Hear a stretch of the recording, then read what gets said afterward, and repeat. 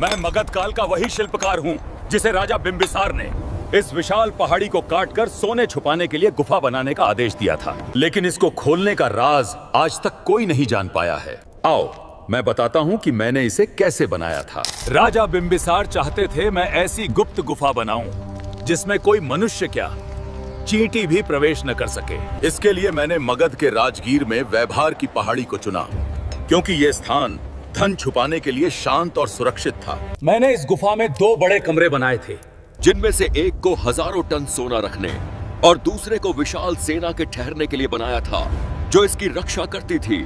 दोनों कमरों को ऐसे पैक किया था कि कोई महाज्ञानी भी यहाँ की भूल भुलैया को पार करके आसानी से न पहुंच सके।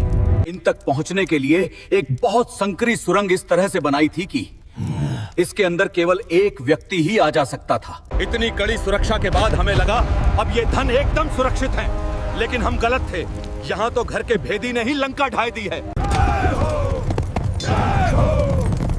जब अजात शत्रु ने अपने पिता को बंदी बनाकर उनकी हत्या कर दी, तो रानी ने मुझे इस गुफा के मुख्य द्वार को बंद करने का आदेश दिया। गुफा बंद करके मैंने जाते हुए शंख लिपि में कोडिंग करके इस गुफा को खोलने का पासवर्ड लिख दिया था, जिससे आने वाली पीढ़ियां इसे खोल सकें।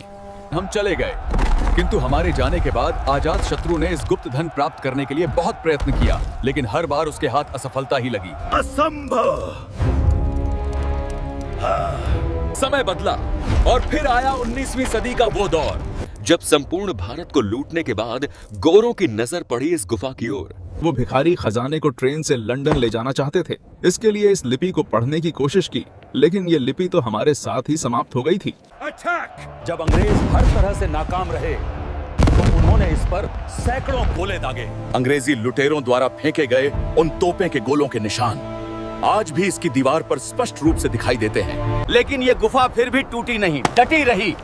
आखिर टूटती कैसे अंबुजा, सीमेंट से जो बनी थी। इसके पीछे कोई जादू नहीं, बल्कि पत्थरों पर खास लेप लगाकर उनको इंटरलॉकिंग कर दिया जाता था, जिससे ये ऐसे जुड़ जाते थे मानो दोनों एक ही पत्थर हों।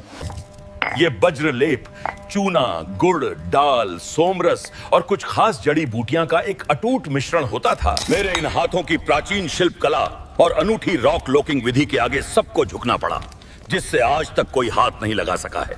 और वो हजारों टन सोना आज भी इसके अंदर भरा पड़ा है, जिसे यदि अभी खोल दिया तो पूरा भारत ही माला माल हो जाएगा।